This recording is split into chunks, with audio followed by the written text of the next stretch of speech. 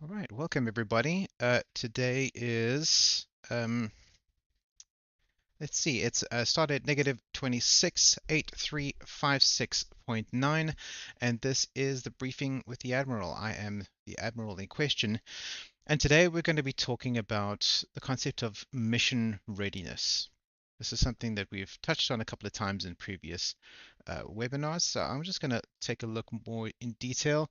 Let me pull up the basic explanation. So here we go. Webinar share. There we go. That's not the correct tab. What I want is this one. There we go. Right. So um, you may remember a couple of episodes ago, we went into an explanation of our mission, which is the mission of the Dauntless. We also mentioned that our broader umbrella mission consists often of some other smaller missions, individual missions which involve us going out in the world and doing specific things. But then what are we doing between missions, right? What are we occupying our time with other than just goofing off? And that is mission readiness. And this lines up with standing order number 2, where we talk about encourage initiatives to help bring about the future envisioned in Star Trek. And one of the lines under that is we work to better ourselves mentally and physically. And why do we do that? Why try to better ourselves mentally and physically? If we're interested in improving the world for other people, why do we try to improve the world for ourselves? Well, the simple answer is the better the version of myself that I am, the more capable I am of making a difference in the world. If we think about it on a more practical sense, if I am physically stronger, I can lift heavier things to help somebody else, to help lift someone else's burden. And that applies not just in physical sense, but in mental and emotional senses as well. Because, I mean, let's face it, there's the old Bronze Age notion that mind and body are somehow separate, and that is, of course, nonsense. Although it is useful to think about it in those terms, sometimes mind and body are one and the same, and everything that happens to the one has impacts on the other. Your physical health directly impacts your mental health, and vice versa. And the healthier you become physically, the healthier you will become mentally as well. Um, so yes, yeah, there are the three broad categories of becoming the best version of yourself. That's under physical, mental, and emotional. But how do you do that? Well, managing your health is one important aspect of that, and there are five what I like to think of as levers. If you imagine that you're standing at a control panel of your body, of your life, you've got a little control panel in front of you, and you've got five levers that help you to manage your health. And the levers that I think about are exercise, diet, medical management, sunshine and fresh air, and personal relationships. Now, these are all levers that you have control over. You can manage how much exercise you do. You can manage how good your diet is. You can control your medical management. If you have a medical condition, whether it's something acute or something perhaps that's uh, uh, uh, thank you very much. These principles sound very stoic. Self-management as a starting point. I agree, and I think that's quite accurate. Um, where was I? Oh, yes, if you have a chronic condition, something that bothers you all the time, whether that's sort of a mental health chronic condition, something like depression or anxiety, or a physical chronic condition, something like asthma or diabetes, it is within your power to control how well that condition is managed by seeking intervention from medical professionals, following their advice, taking your medication, and frankly, by operating the other levers on the board as well. The next lever, of course, is sunshine and fresh air, which has a surprisingly significant impact on your physical and mental health, as well as personal relationships. There's good data to show that one of the leading indicators of a long and healthy life is having multiple strong personal relationships with other people, which I know can be particularly difficult to people who suffer from things like social anxiety, but that is yet another lever that you can be adjusting on the control panel of your life. Social anxiety, therefore, would constitute a chronic condition which needs to be properly managed and can be managed, and in some cases can be eliminated altogether. Right, so as the Dauntless, what do we do to support our crew in this very important endeavor of mission readiness, of personal improvement, making ourselves as the best possible version of ourselves? Now, there's only so much we can do as a body, as a group, to support that activity, but we do what we can.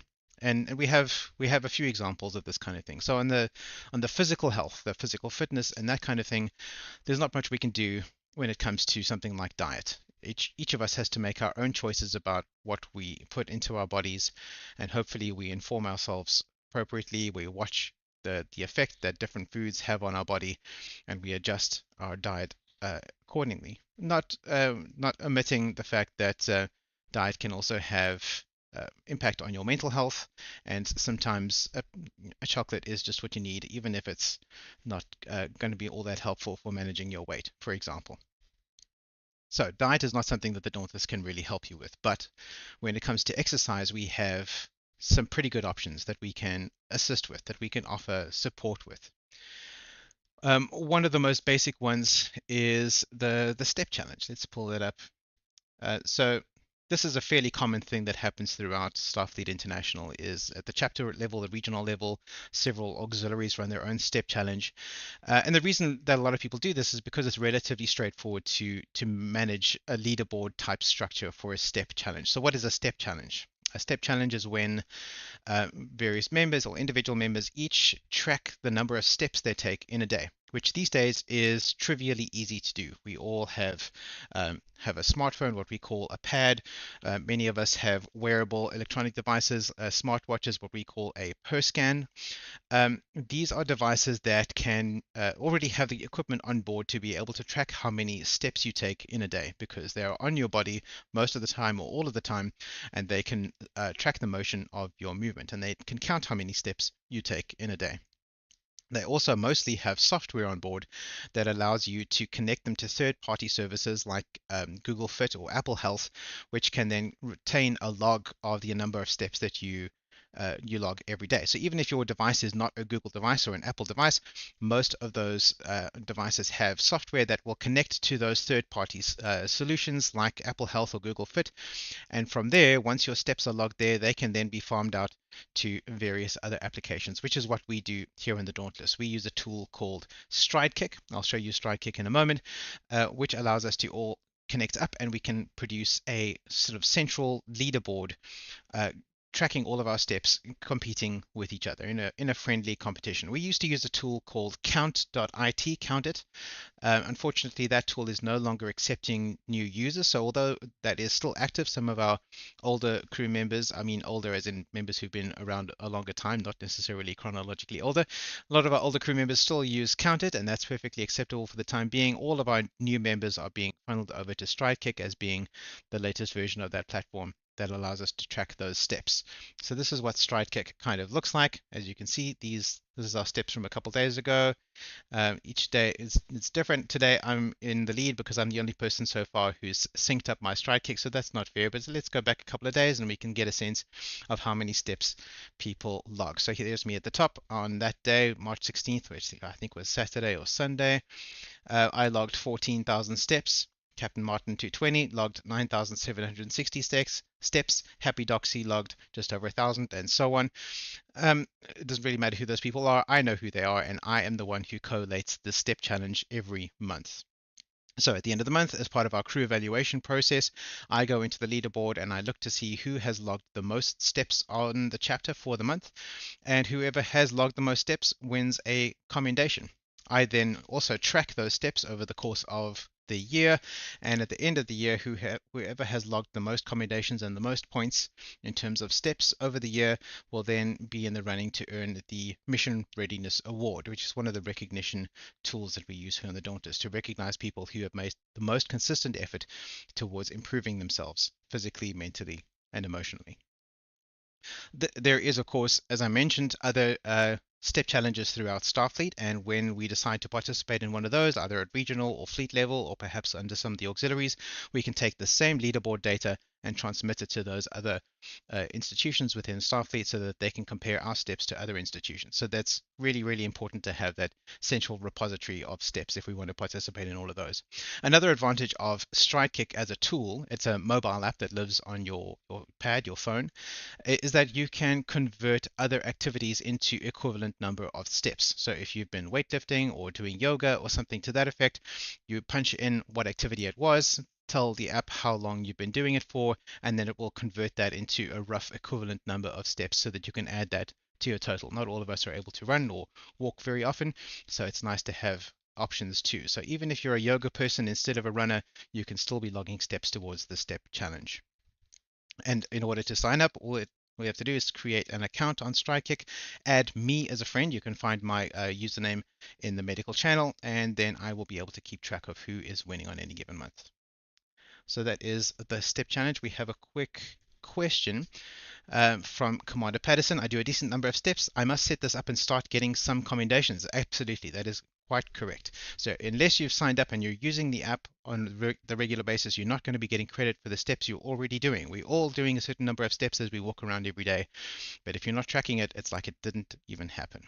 One thing to note about the StrideKick app, although it is theoretically logging all of your steps in the background and syncing it up every day, we've noticed that the background sync doesn't work as well as we would hope. So for now, we recommend just opening up the app on your pad once a week or so, giving it a chance to sync up. That will keep it up to date. Perhaps that will improve with future versions of the apps, but that's pretty decent. If you have a decent Android-based smartphone, you can set it up to automatically open up that app at a certain time every week so that it can synchronize automatically for you. It's a bit of a hassle to have to do that manually, but it's not that big of a deal. The next thing that we do in order to support mission readiness, specifically in the exercise realm, is parkrun. So parkrun is, well, let me use Parkrun's words. It's a third-party external solution. It's called Parkrun is a simple concept. Turn up every Saturday and Sunday and volunteer, walk, jog, or run 5K. That's 5 kilometers. If you're in Australia, Ireland, and in the UK, you can also join a junior 2K every Sunday. So in South Africa, we don't have that, but we do have members outside of South Africa. So that's something you want to do. That's something that can be done. It's free to take part. It doesn't matter how fast you go. It doesn't matter what you're wearing. What matters is taking part. There are now parkrun events in 22 countries around the world. All events are organized by groups of dedicated local volunteers. Parkrun is all about inclusiveness and well-being. We want as many people as possible to feel part of a real local community brought together by our events, as well as our global parkrun family. It's simple for everyone to join parkrun. Register in your home country, turn up at a parkrun event, and take part with your parkrun barcode, wherever you want, whenever you want, however you want. So as is suggested here, parkrun is a worldwide event. It happens Saturday morning in parks pretty much everywhere. If you can find a parkrun event near you, which you will be able to find on parkrun.com, or here in South Africa, parkrun.co.za has a list of parkrun events throughout the country. You can find out where your local parkrun is and head down there at 8 a.m. on a Sunday morning and participate. And there are 3 ways of participating. One is by running, one is by walking. Frankly, most people are doing a little bit of both of those things because not many people are capable of running continuously for an entire 5 kilometers. Even if you've been doing this for years and years, you're going to be running part of the time, walking part of the time. A lot of people can't run at all and they just walk it, and that's perfectly acceptable. There are even dedicated volunteers on the team who are there to support people who are walking, called park walkers or tail walkers, who can help people walking the 5K route. And the third way of participating is volunteering, which counts from a Dauntless point of view as public service, which is another whole thing that I'll cover in a future one of these episodes, talking about various different ways that we can contribute to the mission in addition to giving blood. So volunteering, walking, or running 5K is how you participate in parkrun. So this is a regular away mission every Saturday morning. It's an official sanctioned mission. If you compete in your local parkrun, you can send evidence of the fact that you participated in the form of a photograph of you there wearing your parkrun t-shirt or your parkrun barcode band or your parkrun results from your email or something like that, and you drop it in the gym channel here in Discord, and then we will register your participation. If you are the the ranking officer, the ranking crew member present at that parkrun, and then you will also get credit for having commanded the away mission, because that's how that works. So parkrun again is an away mission. It's free to register. You sign up for free on the parkrun website. You get your barcode. You print it out on a card, or you can display it on your phone at a lot of parkrun events.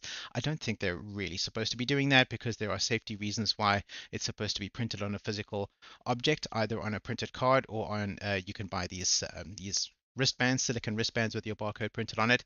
But a lot of parkruns will accept it also on your pad screen, and you can participate for free every week. You can then also over time earn cool milestone t-shirts for if you run 25 or 50 or 100 or so on. You get these cool t-shirts that you can purchase from parkrun, and those will count from a Dauntless point of view as official uniforms. So if you're turning up at a parkrun event and running in your parkrun milestone t-shirt, that counts as wearing a Starfleet uniform, even though it's not really a Starfleet uniform. So that's parkrun. If you have any further questions about that, you're welcome to drop those in the comments. But we can move on to other ways in which we support physical training. The next one is the physical fitness test. So this is based on the U.S. Marine Corps, United States Marine Corps, that does the PFT, the physical fitness test, that I believe all Marines are required to complete on the regular basis. I believe it's once a year or once every 18 months, something to that effect. You are required to complete this test. Here on the Dauntless, it is not a requirement. It's more of an achievement for something for which you would receive a commendation. Because let's face it, despite some of our best efforts, most of us cannot be expected to complete the personal fitness test on any given day.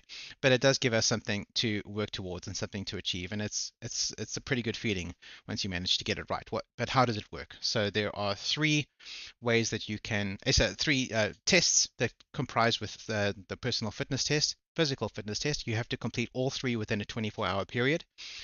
The first one is pull-ups or push-ups. You have to perform a certain number of push-ups in one sitting. So the number of push-ups you're required to perform is determined by your age. So if you are in your early 20s, you need to do 3 push-ups or pull-ups. In fact, it's always 3. So regardless of your age, 3 push-ups or pull-ups in one sitting is enough to pass the test. The next one is abdominal crunches. Success or failure is determined by the number of crunches you can do in the 2-minute time limit. The number of crunches you're required to do, that is actually affected by your age. So the younger you are, the more you have to do. If you're somebody my age, you only have to do 45 crunches in a 2-minute time limit, which is, it can be challenging for some, easy for others. It depends on each of our fitness levels. And then here we have the 5-kilometer run. So this is where parkrun comes in handy, because that's a handy weekly exercise you can do to measure your parkrun, your 5K run time. And you are expected to complete this run in a certain amount of time, depending again on how old you are. In my age bracket, you need to complete it in 32 minutes, that's a bit of a stretch for me, but I can do it if I push myself. So it's not that easy, but it can be done. And again, all 3 of these activities need to be done within 24 hours of each other. You can complete it on your own and then submit your results to the Chief Medical Officer via Discord. And those results can be submitted in whatever way works. So you've got a fitness log in your fitness tracking app, something like Google Fit, that would suffice. Or if you want to take a video of yourself doing them or something like that, all of that is acceptable as long as you can prove that you did those things within the 24-hour time limit. The personal fitness test certification then expires after 12 months, and you'll have to maintain it by doing the test again once a year. But that's a pretty cool commendation to have on your record. I think it's pretty nifty. All right, so that's the straight up exercise. The next category it's still in the exercise realm, but it's a bit more involved than that. Chief Newton, thanks for joining us. I see you there. Thanks for joining us. No worries. Although we've already covered a fair amount of material, you'll be able to catch up on YouTube a bit later. I see Lieutenant Pavey is in the chat as well. Chief Kotta, thanks everybody for joining us today. We're about to move on to the next way in which we support physical activity on board, and that is through combat training.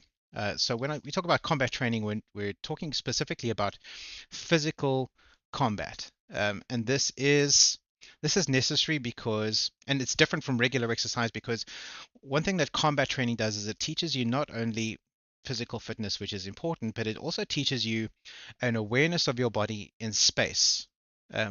That you can get from other modalities too, things like yoga or dancing. You get a sense of yourself in space. But combat systems specifically, and I'm not talking about just martial arts here, although martial arts are an important part of combat systems. Let me just have something on here while we're talking about this that can Welcome. express the importance of physical combat in Star Trek.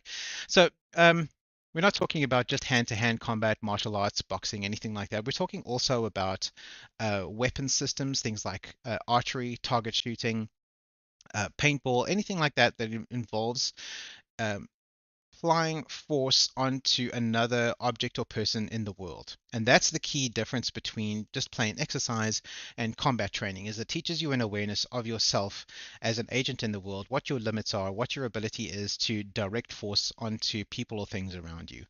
And that's why we have a separate category for combat training as opposed to just regular exercise. And so for combat training, we run a challenge fairly similar to the fitness training challenge, only it's a little more complicated to track that data automatically. So we don't track it automatically. We're relying on participants to track their own combat training data. And the way we do that is we have a combat training channel here in Discord. If you do a session of combat training, let's say you go to the target shooting range and you do some plinking, or you hit the archery range, or you play paintball, or you have a karate session or something like that, we ask that you go down to the combat training channel and make a little post of what system you were training in and how many minutes you spent training it. Whoever spends the most time training their combat system of choice at the end of the month earns that commendation, and that of course goes back into the Mission Readiness Award for the year. So we have a couple of questions. Yes, Commander Patterson says she's done more than 100 parkruns and she still walks them. Yes, there's nothing wrong with that. Plenty of people will walk 100, 250, 500 parkruns. It still counts, no matter how slowly you do it. Chief Kotza reminds us that axe throwing also counts as a combat system. It absolutely does, because it does that same thing of an awareness of your body in the world and directing force outside of it onto a target. So that's pretty cool, and that's something that we support, because as you can see from Captain Kirk, etc., being able to direct force onto a target both in the service of self-defense and perhaps even offense from time to time, although here in the real world Starfleet we don't do offensive things, we only do defensive things. That is a survival skill, and it's something necessary that you might need as a Starfleet officer. So moving away from the physical side of things, we also we support activities that promote mental self-improvement.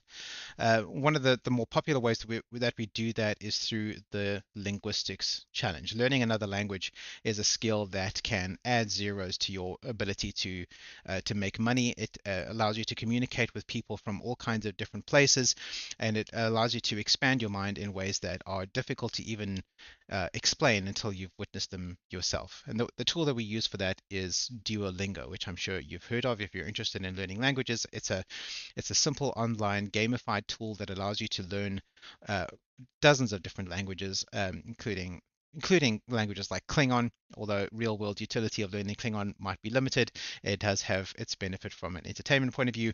But there are plenty of real world languages that you could learn, and it does this in a cute gamified way. I recommend that you try it out. It's free to use, free to try. There are premium options available, but it's not necessary to participate in the language learning at all. The way that we use it as a competitive challenge is that we use a tool called Duolingo Classroom, which allows us to build a leaderboard similar to StrideKick does for our steps, so that each of us, when we're logging our activity in Duolingo, it's going back to that leaderboard, and then the Chief Science Officer at the end of the month can compile a list of who logged the most XP, that's experience points in Duolingo during the month. And then that, of course, then goes back to the Mission Readiness Award commendation. We also support certification. So here's just an example of an academy certificate I mentioned in the previous episode about Starfleet Academy and Educational Services. This is just a certificate I picked up a few years ago. It was the first one that I picked out of my folder where I keep all my certificates. But it's just an example so that we've got it there. So certification is something that happens principally through Starfleet Academy. So that is Starfleet International's internal educational institution. Starfleet Academy and the Starfleet Marine Corps Academy are two branches of educational services, but we also support educational certifications from anywhere else. If you've done a course that has produced a certificate, whether it's a driver's license or Amazon Web Services certification or snake handling or firefighting or anything like that. If you've gone through a course and produced a certificate, drop it in the certification channel here on Discord. We don't run a formal monthly challenge for certifications, but we do track that data so that at the end of the year, that then feeds back into the Mission Readiness Award. So there's no monthly certification challenge winners, at least not here in the Dauntless, but we do keep track of how many certificates have been posted in that channel, and it's recorded against each name on the crew roster.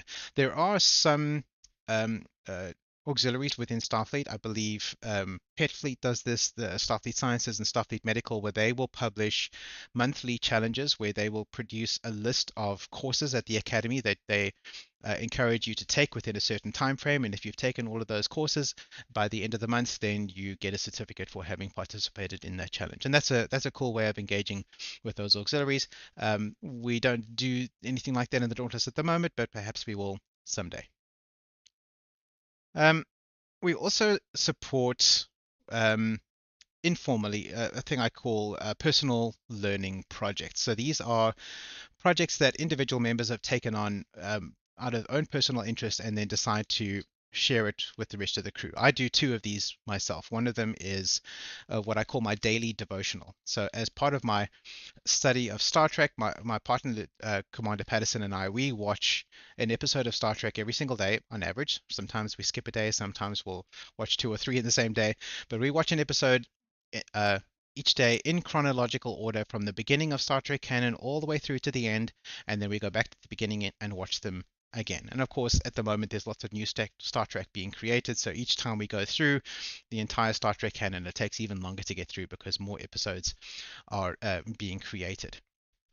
And that's really interesting because what we find is that on rewatching even some of the episodes that we've seen 10 or 15 times, sometimes we get to see new things that we missed before, or there's new context, or there's a new episode that's been created in one of the new shows that refers back to a historical element in one of the old shows that we've forgotten about, and now we get to see this new connection, which sheds some new light on the Star Trek canon, and that we enjoy, and I find that particularly interesting. Another personal studying project that I do is what I call the Starship Spotter's Guide. I realized a few months back that I had fallen behind on my ability to recognize each and every Federation starship in Star Trek. So I started putting together a list of all the different classes for my own edification, and then it occurred to me that the rest of the crew might be interested in that. So I publish in the Mess, which is one of the channels here on the Dauntless Discord, um, a Starship Spotter's Guide every day or so, showing a different Federation starship class. I give a write-up of what makes that specific starship class unique. I find its specifications if I can, and a few images of the class if they're available. And it's mostly for myself, but I like to share my work with everybody else. I know Chief Kotzer also likes to keep track of United Nations observance days, and he likes to educate us about those in various channels as well. And that's also very interesting. It's nice to know when the World Natural Language Day is, or World Day in favor of nuclear disarmament, or things like that. That's a fun project that Chief Kotzer does for the rest of our benefit. So, although there's no formal recognition of personal learning projects, we do encourage that kind of thing. If you're studying something for your own personal edification, it's very interesting. Um, we've got a question from Commander Patterson. She said, should I log my AWS certificate or only Star Trek related certificates? Any certificates count. So yes, please log your AWS certifications because that all counts. It all is ways that we can measure you as a person and as a Starfleet officer growing. Star Trek related or not, it doesn't matter. It's about you as a person getting better and better, and we want to be able to keep track of that.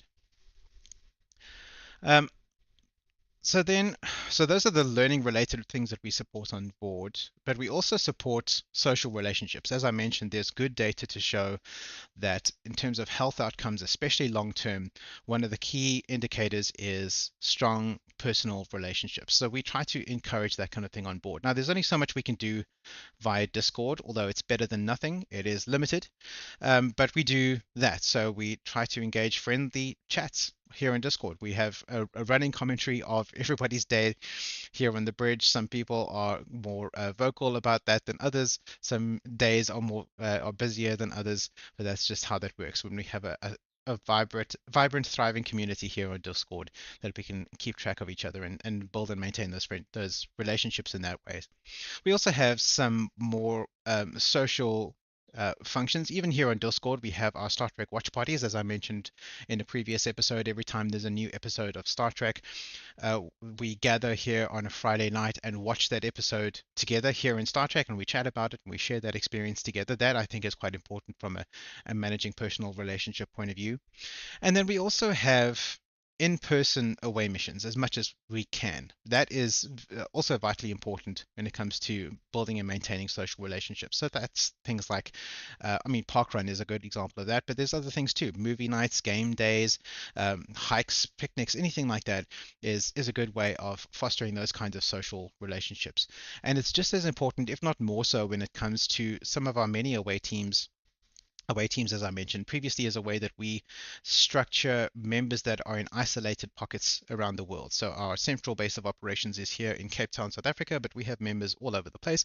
And those little groups of members that are in other places can join together and engage in in-person activities in those places too. But if you are a solo Dauntless crew member in a one-man away mission, a one-man away team somewhere far away from other members, then it is, I think, just as, if not more important, for you to engage in these in-person activities. Find some friends and family who would be interested in doing things with you and organize events around those people. So that even though you might be the only Dauntless crew member in attendance, that still counts as missions. It's still beneficial, and we want to encourage you doing that. And it could even turn into a recruiting opportunity for the Dauntless if you can expose those people to what it means to be a Starfleet officer, what Star Trek is all about. Then perhaps you can induct them into the USS Dauntless and Starfleet International in future.